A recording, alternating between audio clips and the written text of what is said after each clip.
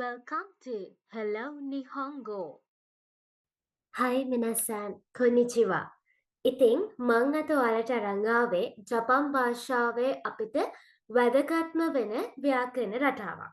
ඉතිං ඔයා in5 level එකේ ජැපනීස් ඉගෙන ගන්න ස්ටුඩන්ට් කෙනෙක් නම් එහෙමත් නැත්නම් O level ජැපනීස් ඉගෙන ගන්න ස්ටුඩන්ට් කෙනෙක් නම් එහෙමත් නැත්නම් A level ජැපනීස් ඉගෙන ගන්න ස්ටුඩන්ට් කෙනෙක් නම් ඔයා මොන level එකේ ජැපනීස් ඉගෙන ගන්න ස්ටුඩන්ට් කෙනෙක් වුණත් ඔයාට අත්‍යවශ්‍යම වෙන ජපන් භාෂාවේ තියෙන ව්‍යාකරණයක් තමයි ජිෂොකෙයි කියලා කියන්නේ. ඉතින් මොකක්ද මේ ජිෂොකෙයි එහෙමත් නැත්නම් ඩික්ෂනරි ෆෝම් කියලා කියන්නේ. අපිට එදිනෙදා හම්බ වෙන ක්‍රියාපද විශේෂ ස්වරූපයකින් ශබ්දකෝෂයක ලියලා තමයි භාවිත කරන්නේ. අන්න ඒකට තමයි අපි ජිෂොකෙයි කියලා කියන්නේ. අපි ඒ ජපන් භාෂාවේ ක්‍රියාපදවල ජිෂොකෙයි නැත්නම් ඒ කියන මූලික ස්වරූපය දන්නවා නම් අපිට ඕනම ක්‍රියාපදයක් අපිට ඕනම රටාවකට ඉතාමත් ලේසියෙන් හරව ගන්න පුළුවන්. අපි සිංහල ක්‍රියාපදයක් උදාහරණයට ගමු. මම ගන්නම් යනවා කියන ක්‍රියාපදය. අපි යනවා කියන ක්‍රියාපදේ මූලික ස්වරූපයේ විදිහට ගන්නෙ යන කියන එක. අන්නේ යන කියන ස්වරූපය ගත්තහම අපිට ඒක යනවා, යන්නේ නෑ, ගියා, ගියේ නෑ වගේ ඕනම ස්වරූපයකට හරව ගන්න පුළුවන්. ජපන් භාෂාවේ ක්‍රියාපදත් අන්න ඒ විදිහටමයි. හරි. අපි දැන් බලමු ක්‍රියාපදවල ජිෂොකෙයි කොහොමද හදාගන්නේ කියලා. හරි. මම ඔයාලට මෙතන දීලා තියෙනවා ජපන් භාෂාවේ ඇති ක්‍රියාපද කාණ්ඩ 3ක් යටතේ වර්ග කරලා තියෙනවා. මේ දක්වලා තියෙන විදිහට first group, second group, third group කියලා groups 3ක් යටතේ තමයි අපිට හම්බ වෙන ක්‍රියාපද වර්ග කරලා තියෙන්නේ. ක්‍රියාපදයක් හිරංගන අක්ෂරයෙන් ලිව්වහම ඒකේ ඒ අවසාන අක්ෂරය මත පදනම්ව තමයි මේ විදිහට ක්‍රියාපද groups 3කට බෙදාගෙන තියෙන්නේ. හරි. අපි දැන් මුලින්ම බලමු first group එකේ ක්‍රියාපද කොහොමද ජිෂොකෙයි මොනවාද first group එකට අයිති වෙන ක්‍රියාපද සහ ඒවා කොහොමද ජිෂොකෙයි කරගන්නේ කියලා. හරි. දැන් මම මෙතන ඔයාලට දීලා තියෙනවා හිරංගනා හෝඩිය. හරිද? හිරංගනා හෝඩියේ මම මෙතන අකුරු කිහිපයක් කොටු කරලා තියෙනවා. එතකොට අපේ first group එකට අයිති වෙන ක්‍රියාපද විශේෂ අක්ෂර 9කින් තමයි ඉවර වෙන්නේ. අනිකේ අක්ෂර හිරංගනා හෝඩියේ 3වෙනි කොලම් එක යටතේ තමයි එන්නේ ඌ ශබ්දය සහිතව. ඒ විශේෂ අක්ෂර 9 තමයි මේ කොටු කරලා තියෙන. එතකොට ඌ, කු, සු, උත්සු, නු, මු, රු, ගු, බු කියන විශේෂ අක්ෂර 9. අන්න ඔයාලට හැනවනේ ඒ අක්ෂර වලින් අපිට හම්බ වෙන්නේ ඌ ශබ්දය. එතකොට හිරංගනා හෝඩියේ 3වෙනි කොලම් එක යටතේ තමයි ඔය කියන අක්ෂර 9 ඇවිල්ලා තියෙන්නේ. එතකොට මම අපි කියවනේ ඌ කුසු උත්සු නූමු රුගු බු කියන විශේෂ අකුරු 9. එතකොට දැන් කොහොමද අපි බලාගන්නේ ක්‍රියාපදයක ඔය අක්ෂරේ තියෙනවද කියලා? හරි. අපි ඒක උදාහරණයක් අරන් කතා කරමු. මම ගන්නම් උදාහරණයක් I must කියන ක්‍රියාපදය. අපි ඒ වගේ ගොඩක් අපිට එදිනදා ක්‍රියාපද හම්බ වෙන්නේ must form එකෙන්. තව ගොඩක් forms වලින් හම්බ වෙනවා. හැබැයි අපිට ගොඩක්ම familiar form එක must form එක. එතකොට මම ගන්නම් I must කියන ක්‍රියාපදය. ඒතර I must ගත්තාම අපි ඒකේ must කියන කොටස ඉවත් කරනවා.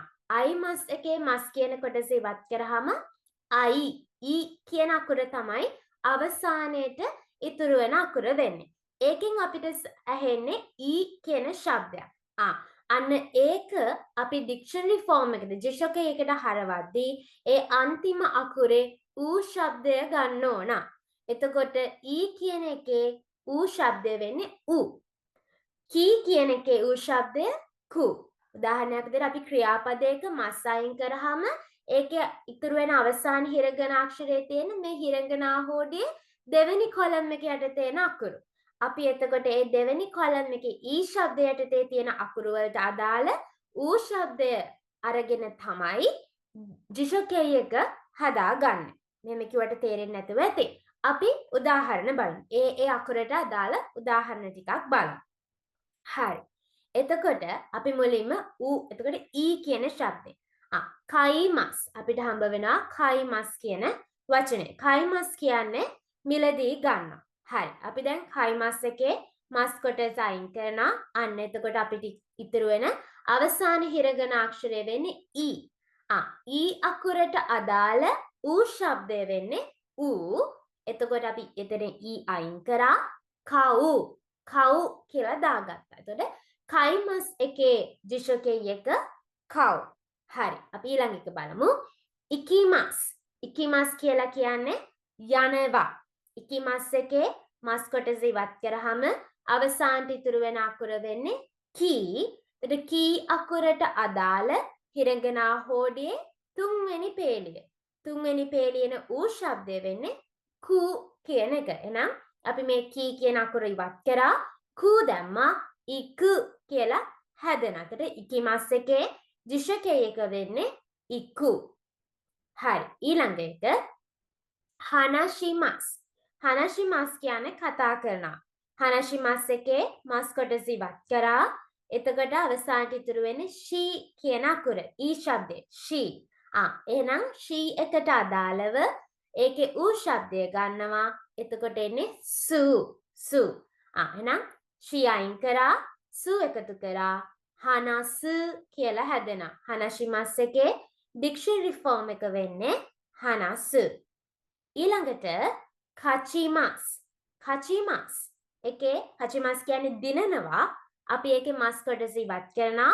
චී අකුර තමයි අවසානට ඉතුරු වෙන්නේ. එහෙනම් චී අකුරට අදාළ අපිට හෝඩිය හම්බ වෙන ඌ ශබ්දය. එහෙනම් චී අකුරේ ඌ ශබ්දය ц. නම් චී ඉවත් කරා ц එකතු කරා කත්ස් කියලා හැදෙනවා. එතකොට කචිමස් එකේ දිශකේ එක කත්ස්. පස්සේ ශිනිමස් කියන්නේ මැරෙනවා. ඒකේ මස් කොටස ඉවත් කරනවා. මස් කොටස ඉවත් කරාම අවසානට ඉතුරු වෙන්නේ නී කියන අකුර. නී අකුරට අදාළ ඌ ශබ්දය වෙනවා නු. එහෙනම් නී අයින් කරා නු එකතු කළා ශිනු කියලා හැදෙනවා. ශිනිමස් එකේ දිශකේ එක ශිනු. ඊළඟට නොමිමස් කියන්නේ බොනවා. ඔන්න මස් කොටස ඉවත් කරා. ඔන්න මී අකුර තමයි අපිට ඉතුරු වෙන්නේ අවසානයේ. මී අකුරට අදාළ ඌ ශබ්දය මූ. එහෙනම් මී ඉවත් කරලා මූ එකතු කරා නොමු. නොමිමස් එකේ දිශකේ එක නොමු. උරිමස් කියන්නේ විකුණනවා. උරිමස් එකේ මස් කොටස ඉවත් කළා. රී අකුරට අදාළ ඌ ශබ්දය ගත්තා රු කියලා එනවා. එතකොට රී ඉවත් කරලා රු එකතු කරනවා. එතකොට උරු කියලා හැදෙනවා. උරු. උරිමස් එකේ දිශකේ එක උරු. නුගිමස් කියනවා ගලවනවා. නුගිමස් කියනවා ගලවන. එතකොට ගී ශබ්දයට අදාළ ඌ ශබ්දය ගු. එතකොට ගී ඉවත් කරා ගු එකතු කරා නුගු කියලා හැදෙනවා. නුගු කියලා හැදෙනවා. නුගිමස් එකේ දිශකේ එක නුගු. තොබිමස් කියලා කියන්නේ පියාඹනවා. තොබිමස් එකේ මස් කොටස ඉවත් කරා බී කියන හිරංගන අක්ෂරය ඉතුරු වෙනවා. බී කියන අක්ෂරයට අදාළ ඌ ශබ්දය ඒක බු. එහෙනම් බී ඉවත් කරලා බු එකතු කරා තොබු. එහෙනම් තොබිමස් එකේ දිශකේ එක තොබු. එහෙනම් ඔයාලට බලා ගන්න පුළුවන් මේ හැම දිශකයකට අපි දැන් මේ හරවපු ක්‍රියාපද අවසන් වෙලා තියෙන්නේ අන්න අර කියපු විශේෂ අක්ෂර 9න්. ඌ කු සු උත්සු නු මු රු ගු බු කියන විශේෂ අක්ෂර 9න් තමයි ඔන්න මේ ක්‍රියාපද ටික අවසන් වෙලා තියෙන්නේ. අන්න එහෙනම් මේ ක්‍රියාපද ෆස්ට් ගෲප් එකේ ක්‍රියාපද කියලා කියනවා. හරි. මම හිතනවා ඔයාලට පැහැදිලි ඇති. ෆස්ට් ගෲප් එකේ ක්‍රියාපද අපි කොහොමද හොයාගන්නේ සහ කොහොමද ඒවා දිශකේ කරන්නේ. මස් ඉවත් කරලා ඒ අදාළ අවසන් අක්ෂරයට අදාළ ඌ ශබ්දය අරගෙන තමයි අපි ෆස්ට් ගෲප් එකේ ක්‍රියාපද ජිෂොකේ කරගන්න. හරි. ඊළඟට අපි බලමු සෙකන්ඩ් ගෲප් එකේ ක්‍රියාපද කොහොමද ජිෂොකේ වලට හරව ගන්න. මම මෙතන දාලා තියෙන විදිහට මෙහිදී ක්‍රියාපදය රූ ශබ්දයෙන් තමයි අවසන් වෙන්නේ. සෙකන්ඩ් ගෲප් එකේ ක්‍රියාපද අවසන් වෙන්නේ රූ ශබ්දයෙන්. හැබැයි මේ ක්‍රියාපද උච්චාරණය කරද්දී ඉරු එරු කියන ශබ්දය තියෙන්න ඕන. මේ සෙකන්ඩ් ගෲප් එකේ ක්‍රියාපද උච්චාරණය කරද්දී ඉරු එරු කියන ශබ්දය තියෙන්න ඕන. හරි. අපි උදාහරණ අරගෙන බලමු. තබෙමස් කියන්නේ සෙකන්ඩ් ගෲප් එකට අදාළ ක්‍රියාපදයක්. ඔන්න බලන්න. තබෙමස් එකේ මස් ඉවත් කරලා අපි රූ එකතු කරනවා. අන්න එතකොට ඒකේ ජිෂොකේ එක හැදෙනවා තබෙරු කියලා. තබෙරු කියලා හැදෙනවා. ඔන්න සෙකන්ඩ් ගෲප් එක යටතේ එහෙනම් රූ ශබ්දයෙන් තමයි ක්‍රියාපදේ ඉවර වෙලා තියෙන්නේ. ක්‍රියාපදේ උච්චාරණය කරද්දී අවසානයේ අපිට එරු ශබ්දයක් ඇහෙනවා. ඔන්න බලන්න ඇහෙනවද කියලා. තබෙරු බෙරු අනං එරු ශබ්දයක් එරු කියන ශබ්දය ඇහෙනවා. එහෙනම් සෙකන්ඩ් ගෲප් එකේ ක්‍රියාපදයක් අපිට ජිෂොකේ වලට හරව ගනිද්දී අපි කරන්නේ මස් ඉවත් කරා කෙලින්ම අවසාන අක්ෂරයට පස්සේ රූ අකුර එකතු කරා. අපි තව උදාහරණයක් බලමු. මිමස් ඔන්න මස් ඉවත් කළා කෙලින්ම රූ එකතු කරා. එතකොට මිරු ඔන්න මිරු ඉරු කියන ශබ්දය ඇහෙනවා. ඉරු කියන ශබ්දය එතනින් ඇහෙනවා. තව උදාහරණයක් බලමු. ඔකිමස්. ඔකිමස් කියන ක්‍රියාපදේ මස් කොටස ඉවත් කරා. ඔකිමස් කියන එකේ මස් කොටස ඉවත් කරා. කෙලින්ම රූ අක්ෂරය එකතු කළා. එතකොට හැදෙනවා ඔකිරු ඔකිරු. බලන්න ඉරු ඔකිරු ඉරු කියන ශබ්දය අපිට ක්‍රියාපදේ උච්චාරණය කරද්දී අවසානයේ ඇහෙනවා. එහෙනම් අනිවාර්යෙන් සෙකන්ඩ් ගෲප් එකේ ක්‍රියාපදයක් අවසන් වෙන්නේ සෙකන්ඩ් ගෲප් එකේ ක්‍රියාපදයක් ජිෂොකේ වලට හැරෙව්වහම අවසන් වෙන්නේ රූ ශබ්දයෙන්. ඒක උච්චාරණය කරද්දී ඒකේ ඉරු එරු කියන ශබ්දය තියෙන්න ඕන. එතකොට සෙකන්ඩ් ගෲප් එකේ මස් ෆෝම් එකෙන් නම් ක්‍රියාපදේ තියෙන්නේ මස් කොටස ඉවත් කළා කෙලින්ම රූ අක්ෂරය එකතු කරා ජිෂොකේ එක හදාගත්තා. ඒ සෙකන්ඩ් ගෲප් එකේ ක්‍රියාපද ජිෂොකේ කරන විදිහ. හරි. ඊළඟට අපි හැබැයි ඔයා මේ සෙකන්ඩ් ගෲප් එකේ ක්‍රියාපද ටිකක් කටපාඩමෙන් තියාගන්න ඕන. හරිද? මේ සෙකන්ඩ් ගෲප් එකේ ක්‍රියාපද ඔයා පොඩ්ඩක් පාඩම් කරගෙන තියාගන්න ඕන. හරි. අපි දැන් යන් තර්ඩ් ගෲප් එකට. අපි බලමු තර්ඩ් ගෲප් එකේ ක්‍රියාපද කොහොමද හැදෙන්නේ. හරි. තර්ඩ් ගෲප් එක ලේසි. තර්ඩ් ගෲප් එකට අයිති වෙන ක්‍රියාපද දෙකයි තියෙන්නේ. ඒ ශිමස් සහ කිමස්.